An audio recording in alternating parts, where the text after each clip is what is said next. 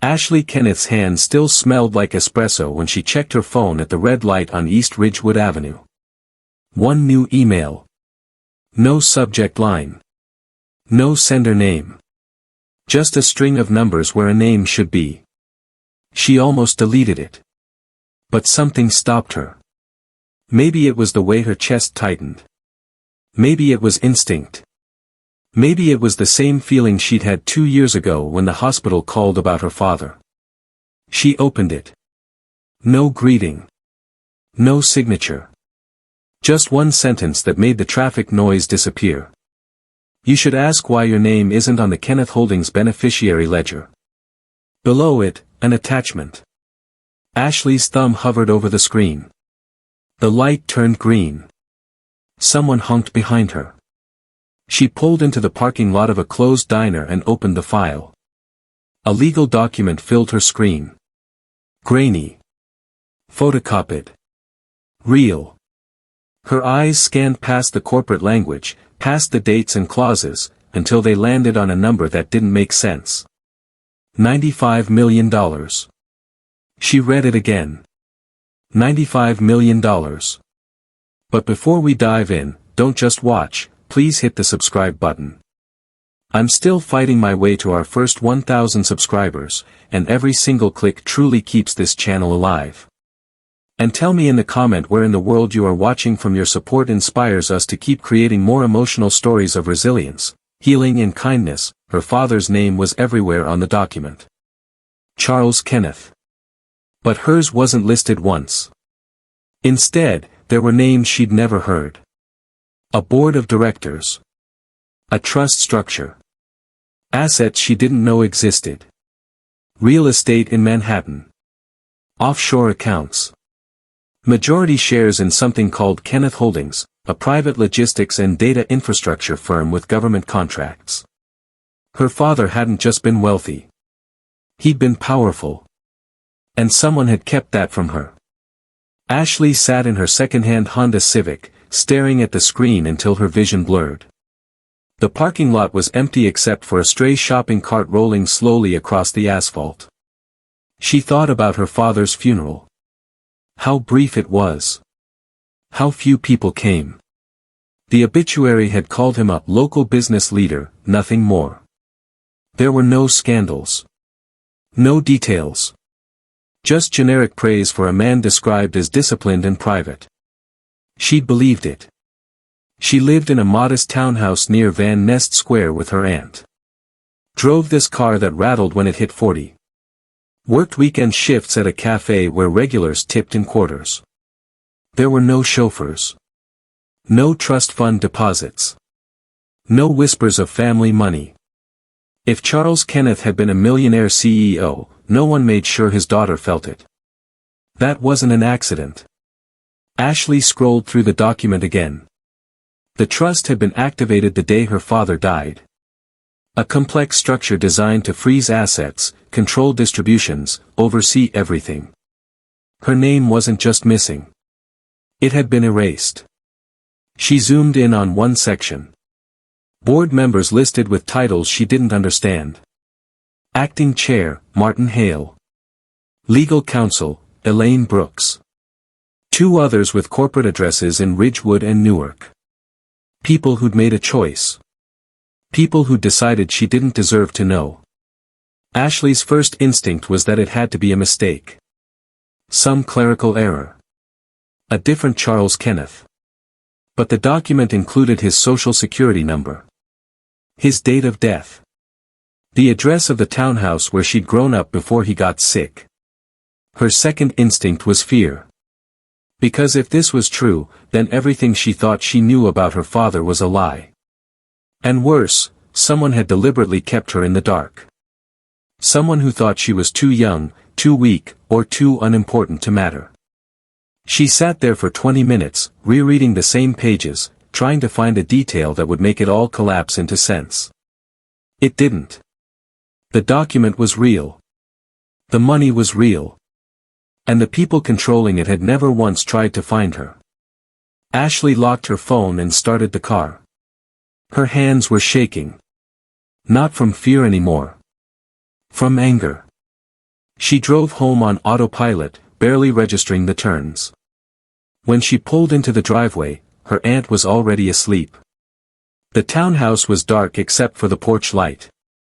Inside her room, Ashley sat on the edge of her bed and opened her laptop.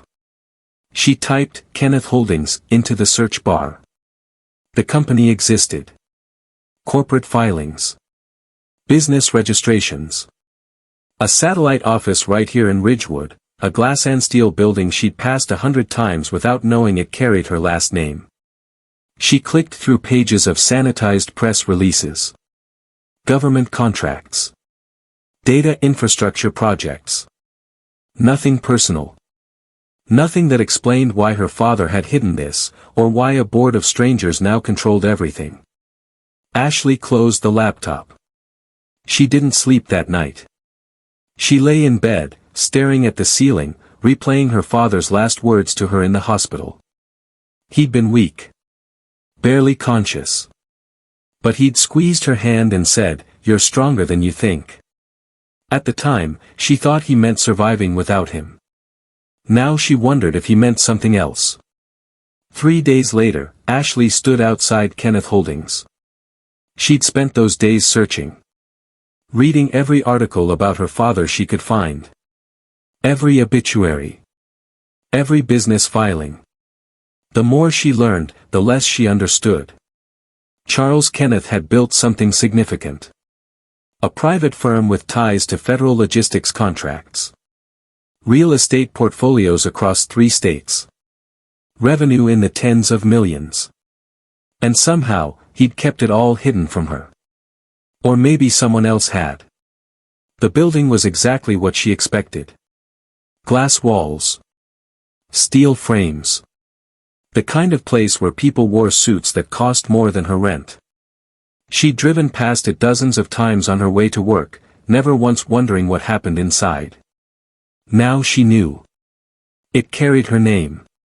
Ashley parked across the street and sat in her car for 10 minutes, trying to steady her breathing. She wasn't dressed for this. Jeans. A plain sweater. Sneakers that were 2 years old and starting to split at the seams. But she was out of options. She couldn't afford a lawyer. Couldn't prove anything on her own. And every day she waited was another day those people controlled everything her father had built. So she got out of the car and walked across the street. The lobby was cold. Not temperature, atmosphere. Marble floors. Abstract art on the walls. A reception desk staffed by a woman in her 30s with perfect posture and a smile that didn't reach her eyes. Ashley approached slowly, her backpack slung over one shoulder. The receptionist looked up. Her gaze moved from Ashley's face to her sneakers, then back again. The smile stayed in place, but something shifted behind it. Calculation. "Can I help you?" the woman asked. Ashley's voice came out steadier than she expected. "I'm here to see the board." A pause. The receptionist's fingers hovered over her keyboard. "Do you have an appointment?" "No. The board doesn't take walk-ins." Ashley stepped closer to the desk. "I'm Charles Kenneth's daughter." The smile disappeared. Not in surprise. Not in sympathy. In recognition. The receptionist's hand moved to the phone. She pressed a button without breaking eye contact. 1 moment. Ashley waited. The lobby was quiet except for the hum of ventilation and the distant sound of elevator doors opening and closing. A man in a tailored suit walked past, glanced at her, then kept moving. She didn't belong here. That was the point. The receptionist hung up the phone and stood. "Follow me." They walked down a hallway lined with frosted glass. Conference rooms on either side, all empty. At the end of the hall, the receptionist opened a door to a smaller office, not a boardroom. Something more private. 4 people were waiting inside. 3 men. 1 woman. Suits that probably cost more than Ashley's car. Expressions that were already annoyed. The receptionist left without a word. Ashley stood in the doorway, gripping the strap of her backpack. The man at the head of the table didn't stand. Didn't offer his hand. Just looked at her the way someone looks at a problem they didn't expect to deal with today. "This is highly inappropriate," he said. No introduction. No acknowledgement of who she was. Just dismissal. Ashley stepped inside and closed the door behind her. "Then explain the ledger." The man's expression didn't change. "I'm sorry. Explain why my name isn't on my father's inheritance." Silence. Then something worse than anger. Laughter. Not loud. Not obnoxious. Just low and controlled, like they were indulging a child who'd said something absurd. The woman at the table, blonde hair pulled back tight, navy suit, wedding ring that caught the light, leaned forward slightly. "You're confused." Ashley pulled out her phone and placed it on the table. The document filled the screen. "Then explain this." The man at the head of the table glanced at it. His jaw tightened, but his voice stayed calm. "You've been misinformed. That's my father's name. That's his social security number. That's $95 million I didn't know existed." "Your father established protections," the woman said. Her tone was softer now. Almost kind. "You were a minor. Certain lifestyle concerns were taken into account." Ashley's chest tightened. "Lifestyle?" The man folded his hands on the table. "Your father was clear. He didn't want you overwhelmed. Or influenced. This structure ensures stability." "For who?" No one answered. Ashley looked from face to face. The man at the head of the table, Martin Hale, she'd learned from her research, stared back without blinking. The woman, Elaine Brooks, adjusted her pen. The other two men looked bored. "You misunderstand business," Hale said finally. "Grief can distort memory. Young people often imagine things after loss." Ashley's hands curled into fists. "I didn't imagine that document." "Where did you get it?" Brooks asked. "Does it matter?" "It does if someone is manipulating you." Hale stood. "Not quickly. Just deliberately. If you continue making accusations, we'll be forced to protect the company." The words hung there. Protect it from her. Hale walked to the door and opened it. "Security will show you out."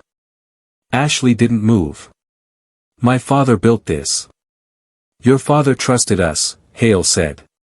His voice was calm. "Final. You should, too." Two security guards appeared in the hallway. Ashley looked at Hale one more time, then at Brooks, then at the two men who hadn't said a word. None of them looked guilty. They looked inconvenienced. She walked out.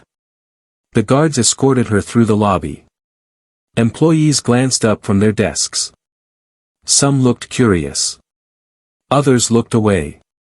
In the parking lot, Ashley stood by her car, trying to steady her breathing. They'd laughed at her. Told her she was confused. Grief-stricken. Manipulated. And for a moment, just a moment, she'd almost believed them. Have you ever been in a room where everyone treated you like you didn't belong? Where people made you feel small just by the way they looked at you? Drop a comment if you've ever had to stand your ground when no one believed you. Because what Ashley does next changes everything. Ashley sat in her car for 20 minutes before she could turn the key. Her hands wouldn't stop shaking. Not from fear. From something worse. Shame. She replayed the meeting in her head. The laughter. The way Elaine Brooks had said lifestyle concerns, like Ashley, was a problem that needed managing. The way Martin Hale had opened the door, not angry, just done with her. Like she was nothing. She drove home on autopilot, parked in the driveway, and sat there until the sun dropped behind the neighbor's fence. Her aunt knocked on the window. You coming in? Ashley nodded but didn't move. Inside, dinner was waiting. Meatloaf. Mashed potatoes. The same meal her aunt made every Thursday. Normal. Safe. Everything her life was supposed to be. Long shift, her aunt asked, setting down a glass of water. Yeah. Her aunt didn't push. She never did. That was part of the deal after Ashley's father died. No questions. No pressure. Just quiet support and a place to sleep. Ashley picked at her food, barely tasting it. You okay? Her aunt asked finally. Fine. She wasn't fine. She went to bed early and lay there staring at the ceiling, trying to make sense of what had happened. They dismissed her so easily. Like she was a kid who'd wandered into the wrong building. Like her father's name meant nothing when it was attached to her. Maybe they were right. Maybe she'd misunderstood. Maybe grief really had distorted things. She was 18. She worked at a cafe. She had no legal training, no business experience, no reason to believe she could walk into a boardroom and demand answers. What had she been thinking? But then she remembered the document. The numbers. Her father's name everywhere except where it mattered most, next to hers. That wasn't grief. That was theft. Ashley rolled over and grabbed her phone. She opened the email again. Read the sentence one more time. You should ask why your name isn't on the Kenneth Holdings beneficiary ledger. Whoever sent this knew something. And they'd sent it to her for a reason. She just didn't know what to do with it. The next morning, Ashley called in sick to work. She couldn't face the cafe. Couldn't smile at customers and pretend everything was normal when her entire life had cracked open. She spent the day searching online. Looking for lawyers who handled inheritance disputes. Every consultation fee was more than she made in a month. She called 3 firms anyway. 2 didn't call back. The third told her that without proof of wrongdoing, there was nothing they could do. Trusts are legal, the paralegal explained. If your father set one up, the board has the right to administer it. Even if I didn't know about it. Even then. Ashley hung up. She sat on her bed, staring at the wall, feeling the weight of it settle over her. They'd won. Not because they were right, but because they had resources she didn't. Lawyers. Money. Time. All she had was a grainy document and a rising sense that she'd been erased on purpose. Her phone buzzed. A text from her manager at the cafe. You okay? Let me know if you need tomorrow off too. Ashley typed back. I'm fine. I'll be there tomorrow. She wasn't fine. But she didn't know what else to do. That night, her aunt asked her to help clean out the attic. Been putting it off for months, she said. Figured it's time. Ashley agreed. She needed the distraction. The attic was cramped and hot, filled with boxes of old tax returns, holiday decorations, and things her aunt had been meaning to donate for years. They worked in silence, sorting through decades of accumulated life. This one's yours, her aunt said, sliding a box across the floor. Ashley opened it. Childhood drawings. Report cards. A stuffed bear she'd forgotten about. Underneath, something heavier. A wooden box. No label. Just dust and weight. What's this? Ashley asked. Her aunt frowned. I don't know. Must have been your dad's. Ashley lifted it onto her lap. The wood was dark, polished, old. She opened the latch. Inside were journals. 3 of them. Black leather. Her father's handwriting on the first page of each. Her chest tightened. She hadn't seen his handwriting since the funeral. Hadn't wanted to. It hurt too much. But now she pulled out the first journal and opened it. The entries weren't dated. Just thoughts. Observations. Reflections. Most of it was about business. Strategy. Decisions he'd made. Mistakes he'd learned from. But halfway through the second journal, the tone changed. If anything happens to me, they will move quickly. Ashley's breath caught. They believe Ashley is weak because she is kind. They believe she will accept silence as protection. They are wrong. Her hands trembled as she turned the page.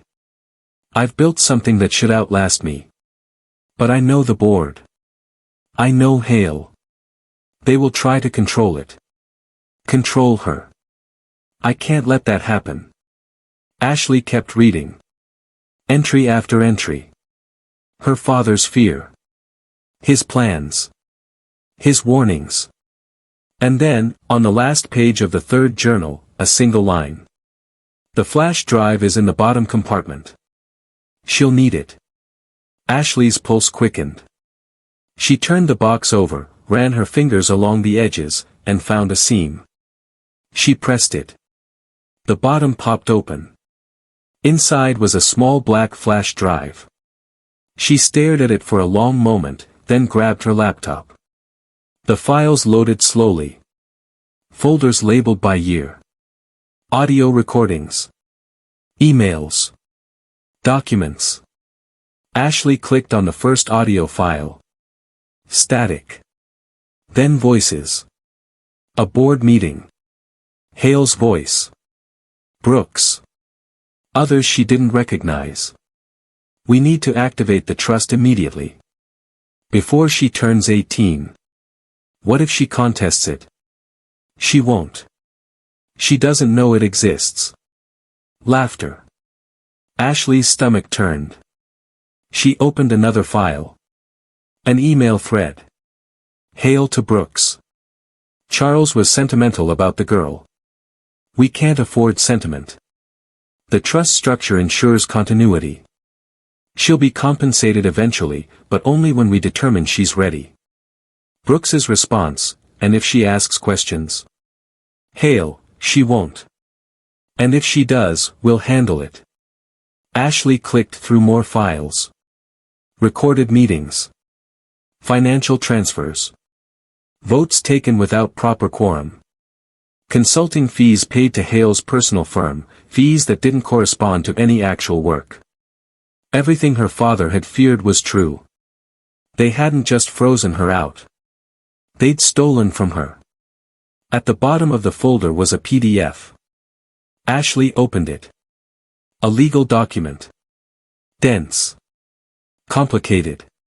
But one section was highlighted. A clause buried deep in the trust. At the age of 18, the primary beneficiary retains the right to call a full board audit if intentional concealment or mismanagement can be demonstrated. Ashley read it 3 times. Her father had left her a way out. A loophole. A weapon. She sat back, her heart pounding. They'd laughed at her because they thought she'd never find this. They thought she'd give up. Go away. Accept their version of reality. But her father had known better. He'd known exactly who they were. And he'd prepared her for the fight. Ashley didn't sleep. She stayed up all night going through the files. Every recording. Every email. Every document her father had hidden in that flash drive. By the time the sun came up, she had a list. 12 instances of financial irregularity. 8 board votes taken without proper notice. 4 consulting contracts paid to Hale's firm with no deliverables. And one very clear pattern: the trust had been weaponized the moment her father died. Not to protect her. To control her. Ashley sat at her desk, exhausted but clear-headed. She had proof now. Real proof. Not just a grainy photo, but recordings and documents that showed exactly what the board had done. But she still didn't know what to do with it. She couldn't afford a lawyer. Couldn't walk back into that building and expect a different outcome. They'd already made it clear what they thought of her. She needed help. Ashley opened her laptop and started searching. Forensic accountants in New Jersey. Attorneys who specialized in trust disputes. Anyone who might listen. Most firms required retainers she couldn't pay. Consultations that cost hundreds of dollars. She called 6 offices. 3 said they were too busy. 2 didn't call back. The 6th was a small firm in Newark. A woman answered on the 3rd ring. Torres and Associates. Ashley hesitated. Hi. I need help with a trust dispute. What kind of dispute? The board that controls it locked me out. I think they're stealing from it. A pause. How old are you? 18. And you have proof? Yes. Another pause. Longer this time. Can you send me what you have? Ashley's heart jumped. You'll look at it? I'll look. I'm not promising anything. Ashley sent the files within 10 minutes. The woman, Maria Torres, called back 3 hours later. Where did you get this? She asked. My father left it for me. Your father was smart. Maria's voice was careful. Measured. This is bad. Really bad. If what's on these recordings is accurate, your board violated fiduciary duty at least a dozen times. Ashley exhaled. So I'm not crazy. No. You're not crazy. But you need a lawyer. I can analyze the financials, but I can't represent you in court. I can't afford a lawyer. Maria was quiet for a moment. Let me make a call. She hung up. Ashley sat there, staring at her phone, afraid to hope. An hour later, Maria called back. There's someone who might help. His name is Daniel Rojas. Civil rights attorney.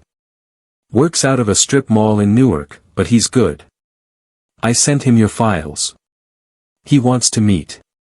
Ashley's hand started shaking. When? Tomorrow. 10 a.m. Can you make it? Yes. Good. And Ashley? Yeah. Don't talk to the board again. Not until you have representation. They'll twist anything you say.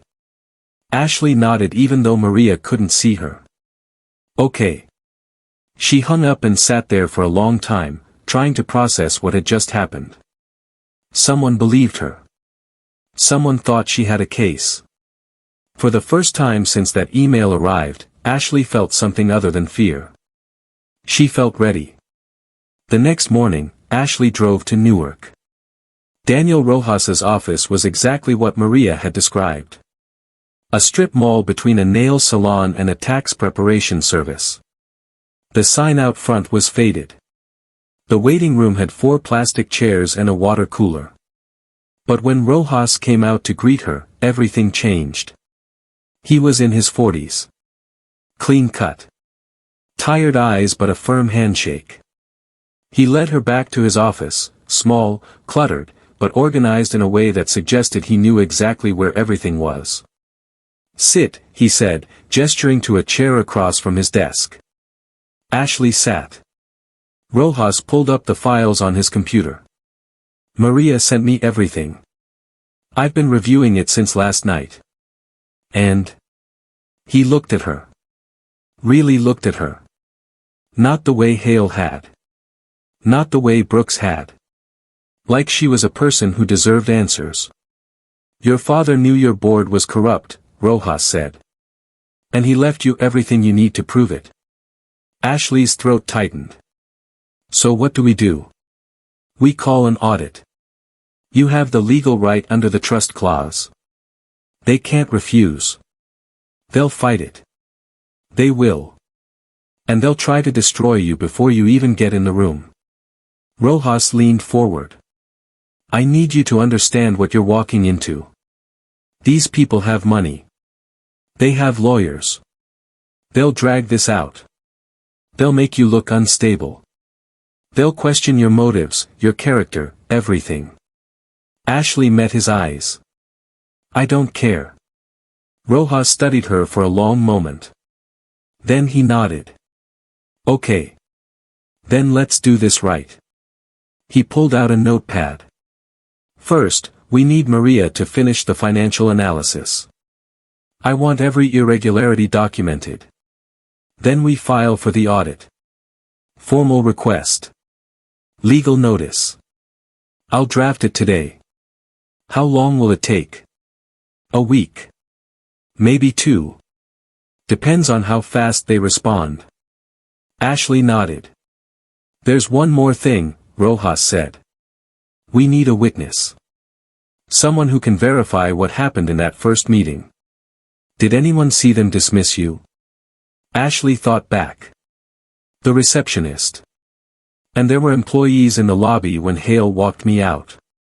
Good. I'll see if we can get statements. Rojas closed his laptop. Ashley, I have to ask. Why are you doing this? She looked at him. What do you mean? You could walk away. Take whatever settlement they offer. Live your life. Why fight? Ashley thought about her father. About the journals. About the way Hale had looked at her like she was nothing. Because my father didn't hide this from me, she said quietly. He hid it for me. And I'm not letting them win. Rojas smiled. Not big. Just enough. Then we have a chance. 2 weeks felt like 2 years. Ashley went back to work at the cafe, but everything was different now. She smiled at customers. Made lattes. Wiped down tables. But her mind was somewhere else. She was waiting. Maria Torres worked fast. Within 5 days, she had a full financial breakdown. 16 instances of misappropriated funds. Consulting fees that exceeded industry standards by 300%. Board votes taken with insufficient notice. And a smoking gun, Hale had transferred funds from the trust into an account he personally controlled, just for temporary management. Temporary had lasted 2 years. Daniel Rojas filed the audit request on a Thursday morning. It was delivered to Kenneth Holdings by certified mail, signature required. Hale signed for it himself. Ashley knew because Rojas called her 10 minutes later. It's done. They have 72 hours to respond. What if they don't? Then we go to court. But they'll respond. They can't ignore this. Ashley exhaled. Okay. She doesn't have to manage it, Rojas interrupted. She has to control it. There's a difference. And right now, you've stolen that control from her. The word hung in the air. Stolen. One of the board members, a man Ashley didn't know, stood up. I didn't sign up for this. He looked at Hale. I trusted you.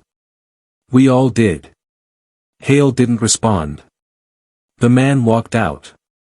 Brooks looked at Ashley for the first time since the meeting started. Really looked at her. Not with contempt. Not with calculation. With guilt. I'd like to speak, Brooks said quietly. Hale shot her a look. Elaine. No. Brooks's voice was firm. I need to say this. She turned to Ashley. You were right. Everything you said the first time you came here, you were right. We locked you out. We dismissed you. And we did it because we thought you were too young to understand. Too inexperienced to matter. Ashley said nothing. Brooks continued. Your father left instructions. He wanted you involved. He wanted you protected, but not controlled. And we ignored that. I ignored that. Because it was easier. Because Hale convinced us it was necessary. Elaine, stop, Hale said. Brooks ignored him. I'm sorry. I'm truly sorry. And I'm prepared to resign. Another board member stood. So am I. Hale looked around the table. His control was disintegrating. You're making a mistake. No, the second board member said. We already made it. 2 years ago. He walked out. Hale sat alone at the head of the table, his lawyers silent beside him. Rojas closed his folder. Mr. Hale, you have 24 hours to submit your resignation. If you don't, we'll file formal charges.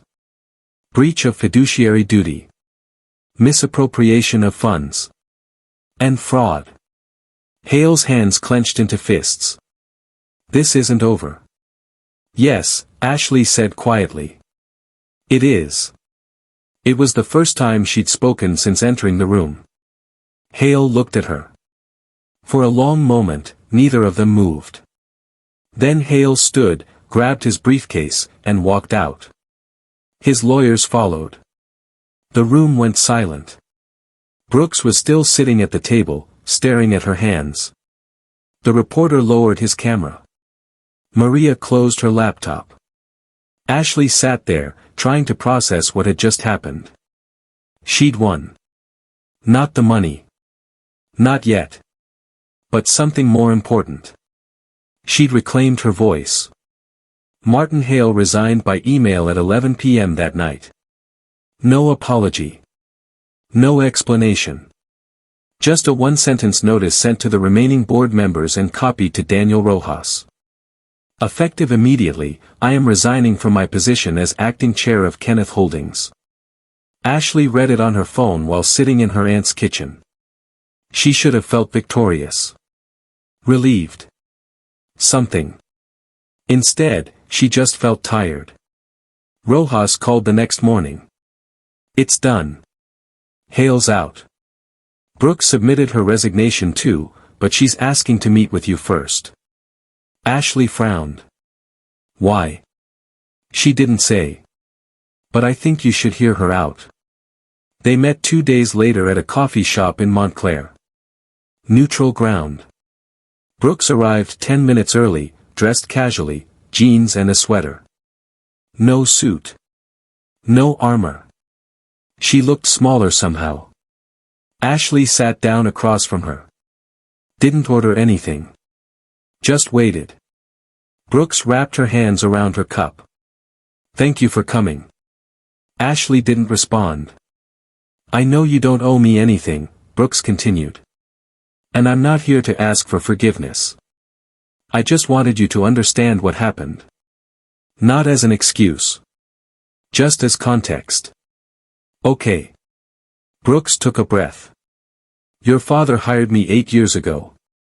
I was a junior associate. No connections. No pedigree. He gave me a chance when no one else would. And I was grateful. Too grateful, maybe. She looked out the window. When he got sick, Hale took over. And Hale was different. Efficient. Ruthless. He told us the trust was necessary to protect you. That you were too young, too vulnerable. That your father would have wanted us to shield you from the pressure. Brooks looked back at Ashley. I believed him. Or I wanted to. Because it was easier than questioning it. Easier than standing up and saying, this doesn't feel right. You could have said something, Ashley said quietly. I could have. You're right. Brooks's voice cracked slightly. But I was afraid. Afraid of losing my position. Afraid of what Hale would do if I challenged him. And I told myself I was protecting you. That when you were older, we'd bring you in. That it was temporary. It wasn't temporary. It was theft. Yes. It was. Brooks didn't look away. And I'm not asking you to forgive that. I just wanted you to know that I see it now. I see what we did. What I did. Ashley studied her. Looking for deception. For manipulation. She saw only regret. What happens now? Ashley asked. I've already resigned. Effective immediately. I'm taking a position at a non-profit in Camden. Less money. Less prestige. But I can't stay. Not after this. Brooks reached into her bag and pulled out a folder. These are all my files. Every email. Every meeting note. Everything you might need for the audit. I should have given them to you sooner. She slid the folder across the table. Ashley looked at it but didn't pick it up. Why are you doing this? Brooks's eyes were wet. Because your father taught me that power should serve people, not the other way around. And I forgot that. You reminded me. She stood. I hope you do better with this than we did. I think you will. Brooks left. Ashley sat there for a long time, staring at the folder, trying to sort through the conflicting emotions. Anger. Pity. Understanding. She picked up the folder and left. Over the next week, the remaining board members reached out one by one. The first, an older man named Richard Chen, called to apologize. Said he'd been negligent. Said he should have asked more questions. Offered to stay on under Ashley's terms or resign, whatever she preferred. Ashley asked him to stay. The second board member, a woman named Patricia Alvarez, sent a handwritten letter. Detailed. Honest. She'd known something was wrong but hadn't had the courage to challenge Hale. She was prepared to resign. Ashley met with her. Offered her the same choice. Alvarez chose to stay. The third board member, the one who'd walked out during the meeting, called to offer his support. Said he wanted to help rebuild. Ashley believed him. Within 2 weeks, the board was restructured. 3 new members brought in through independent recruitment. Experts in corporate governance, finance, and ethics. People who had no loyalty to Hale. No history with the old structure. Just competence and integrity. Maria Torres completed the full audit. The findings were worse than expected. Nearly $2 million in questionable fees. Multiple governance violations. And evidence that Hale had been positioning himself to dilute Ashley's stake over time. Rojas filed a formal complaint with the state attorney general. Hale would face consequences. Criminal or civil, that wasn't clear yet. But he wouldn't walk away clean. Ashley didn't celebrate. She just kept working. The hardest part wasn't the board. It wasn't the audit. It wasn't even confronting what Hale had done. It was deciding what came next. Ashley sat in what was now her office, the same one her father had used, and stared at the financial statements spread across the desk. $95 million. After fees and corrections, after paying back what Hale had stolen, the trust was worth $91 million. It was more money than Ashley could conceptualize. More than she'd ever need. More than most people saw in 10 lifetimes. And it terrified her. Not because of the responsibility. Because of the choice. She could take it. Set herself up. Never work another day. Live somewhere beautiful and quiet and safe. Or she could do what her father would have done. Use it for something that mattered. Ashley picked up the phone and called Rojas. I want to set up a scholarship fund. Okay. How much? $10 million to start. For students in Bergen County who've lost parents. Who work while they study. Who've been told they don't belong. Rojas was quiet for a moment. That's a lot of money. I know. Your father would be proud. Ashley's throat tightened. I hope so. They hung up. Ashley sat back in her chair and looked around the office. Her father's books still lined the shelves. His awards still hung on the walls. But the space was hers now. And she was ready to fill it. The first month was chaos. Ashley moved into her father's office full-time. Dropped her classes at community college, temporarily, she told herself, though she wasn't sure when she'd go back. Her aunt worried. Called every night to make sure she was eating. Sleeping. Taking care of herself. Ashley promised she was. It wasn't entirely true. She worked 12-hour days. Met with accountants, lawyers, board members, employees. Learned the business her father had built. Data infrastructure. Government logistics contracts. Real estate portfolios. It was overwhelming. But she refused to be the person they'd assumed she was. The confused teenager who didn't understand business. The girl who needed protecting from her own inheritance. She asked questions. Took notes. Made decisions carefully but decisively. And slowly, the company stabilized. The first major change was transparency. Ashley mandated that board meeting minutes be published quarterly. Not full financial details, that would violate competitive agreements, but enough that employees and stakeholders could see how decisions were made. Some board members resisted. Said it would expose them to criticism. Make governance harder. Ashley held firm. If we can't defend our decisions publicly, we shouldn't be making them. The policy passed. The second change was compensation. Kenneth Holdings had always paid competitively. But Ashley looked at the structure and saw inequity. Executives made 6 figures.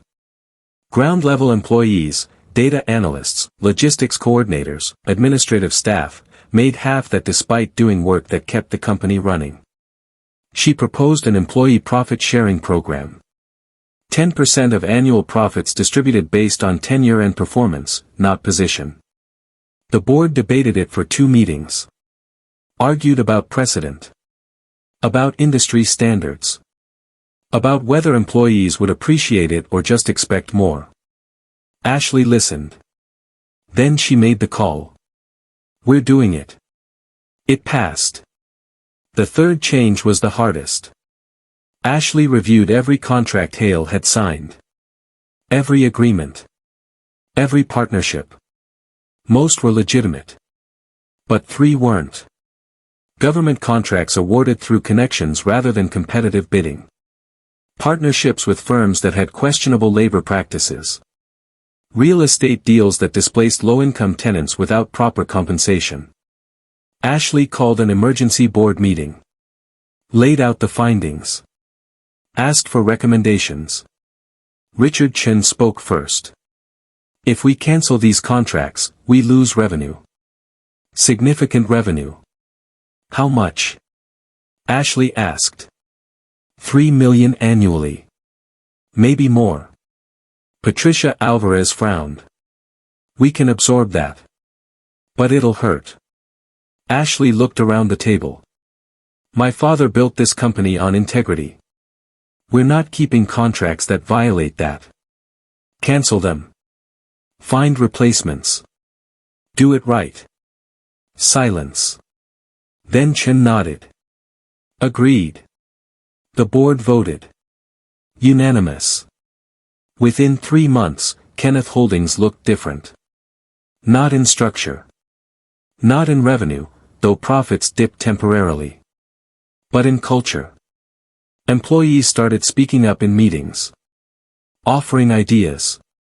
Challenging assumptions. One logistics coordinator proposed a route optimization system that saved the company $400,000 in the first year. Ashley promoted her.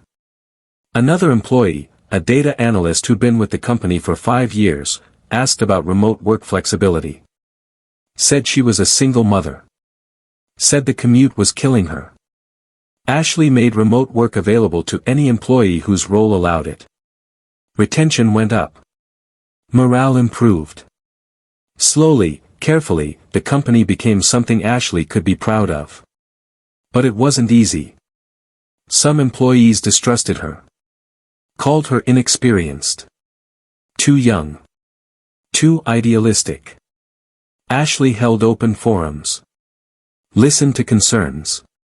Adjusted policies where it made sense. Held firm where it didn't. I'm not here to be your friend, she told one department during a tense meeting. I'm here to make sure this company honors the people who built it. If you can't work with that, I understand. But I'm not changing course. Half the room respected her for it. The other half stayed skeptical. Ashley kept working. The scholarship fund launched in May. The Charles Kenneth Opportunity Fund. $10 million allocated for students who'd lost parents and were working their way through school. The first year, they received over 400 applications. Ashley read every single one. She sat in her office late into the night, reading stories that sounded like hers. Kids who worked at cafes, grocery stores, call centers.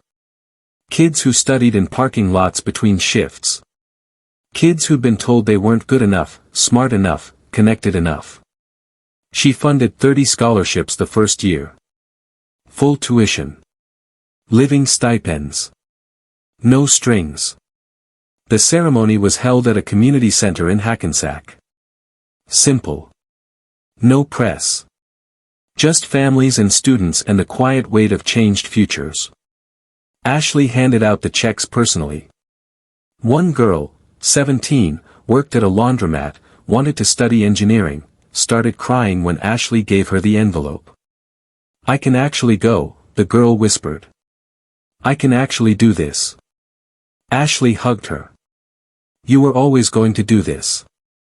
Now you just don't have to do it alone." That night, driving home, Ashley finally let herself cry. Not from sadness. From relief. She'd done it. Not perfectly. Not without mistakes. But she'd honored what her father had built. And she'd made it her own. 6 months after the board meeting, Ashley turned 19. No party. No celebration. Just dinner with her aunt and a quiet acknowledgement that she'd survived the hardest year of her life. Kenneth Holdings had stabilized. Revenue was back up. Employee satisfaction was the highest it had been in 5 years. The scholarship fund was expanding to include mentorship programs. And Ashley was exhausted. She still lived in the townhouse with her aunt. Still drove the second-hand Civic. Still wore jeans and sneakers to the office most days. People asked why. Why not move? Why not upgrade? Why not enjoy the money? Ashley didn't have a good answer. Just that it didn't feel right yet. That the money wasn't really hers, it was her father's. And she was still figuring out how to carry it. One evening, she sat in the office late, reading through her father's journals again. She'd read them dozens of times. But tonight, one passage stood out. Power isn't something you inherit. It's something you prove. And the only way to prove it is by choosing what you do when no one's watching. Ashley closed the journal and looked around the office. Her father's books. His awards. His legacy. But the decisions were hers now.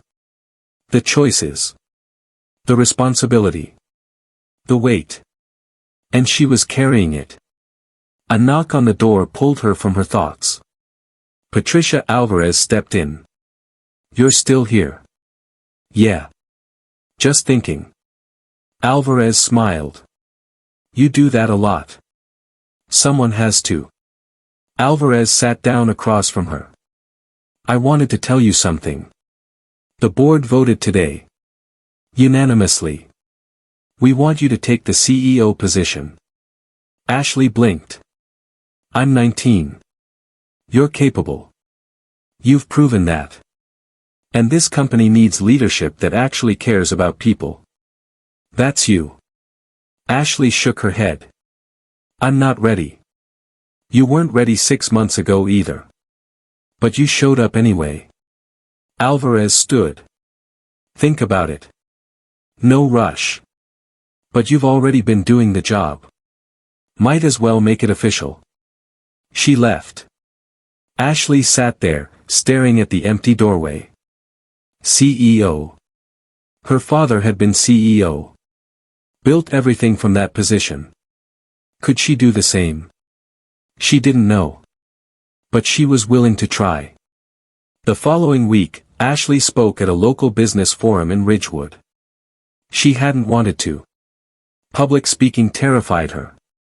But the organizer had asked personally. Said young entrepreneurs needed to hear her story. Ashley agreed. The room was packed. Business owners. Students. Community leaders. She stood at the podium, notes in hand, trying to steady her breathing. I'm not going to tell you I have all the answers, she started. Because I don't. 6 months ago, I didn't even know I had a company. Now I'm trying to run one. And most days, I'm still figuring it out. A few people laughed. Others leaned forward. But here's what I've learned, Ashley continued. Power doesn't come from control. It comes from responsibility. My father taught me that. And the people who tried to take his legacy from me forgot it. She looked out at the audience. If you have power, money, position, influence, it's not yours to hoard. It's yours to use. For people who don't have it. For systems that don't work. For futures that haven't been written yet. Silence. Then applause. Not polite. Genuine. After the talk, people came up to thank her. Ask questions. Share their own stories. One woman, older, maybe in her 60s, waited until the crowd thinned. Your father would be so proud. Ashley's throat tightened. You knew him? A little. He helped my son once. Scholarship for trade school. Changed his life. The woman smiled. I always wondered why he did it. Now I understand. He was building something bigger than a company. Ashley nodded, unable to speak. The woman squeezed her hand and left. Ashley stood there for a long time, feeling the weight of it settle. Her father hadn't just left her money. He'd left her a blueprint. A way of thinking about power that most people never learned. And now it was hers to carry forward. That night, Ashley sat in her car outside the townhouse. The Civic's engine ticked as it cooled. Lights were on inside. Her aunt was waiting. Ashley looked at her phone. Scrolled through emails. Board updates. Scholarship applications. Meeting requests. Her life had changed so much. But in some ways, it was exactly the same. She still lived here. Still drove this car. Still worked too much and slept too little. But she wasn't invisible anymore. She wasn't erased. She was Ashley Kenneth. Daughter of Charles Kenneth. CEO, maybe, if she accepted. Steward of a legacy she was still learning to honor. And she was ready. Ashley got out of the car and walked toward the house. Her aunt opened the door before she reached it. You're late, her aunt said, but she was smiling. I know. Sorry. Dinner's cold. I'll reheat it. Inside, everything was warm. Familiar. Safe. Ashley sat at the kitchen table and ate leftover meatloaf while her aunt asked about her day. Normal questions. Normal conversation. Like nothing had changed. But everything had. And Ashley was grateful for both. Later, lying in bed, she thought about the girl who'd received that anonymous email 6 months ago. The girl who'd been so scared and confused and angry. That girl had walked into a boardroom and demanded answers. That girl had found her father's journals and learned to fight. That girl had reclaimed her name. Ashley Kenneth wasn't that girl anymore. She was stronger now. Wiser. Still learning. Still growing. But she was here. And she wasn't going anywhere. In Ridgewood, New Jersey, people still talk about the day a quiet teenager walked into a boardroom and reminded powerful adults that legacy isn't owned. It's honored. And somewhere in that old silence of money, something finally broke open. Not with noise. Not with violence. With truth. So here's my question for you, what does real power look like to you? Is it control? Is it money? Or is it something else, something quieter, harder to measure, but impossible to ignore. Drop a comment and let me know. Because stories like Ashley's don't just happen in boardrooms. They happen every day, in small decisions, when someone chooses dignity over silence. And maybe that's the kind of power that actually changes things. Thanks for staying until the end. If this story meant something to you, share it with someone who needs to hear it. Sometimes we all need a reminder that we're stronger than the people who underestimate us.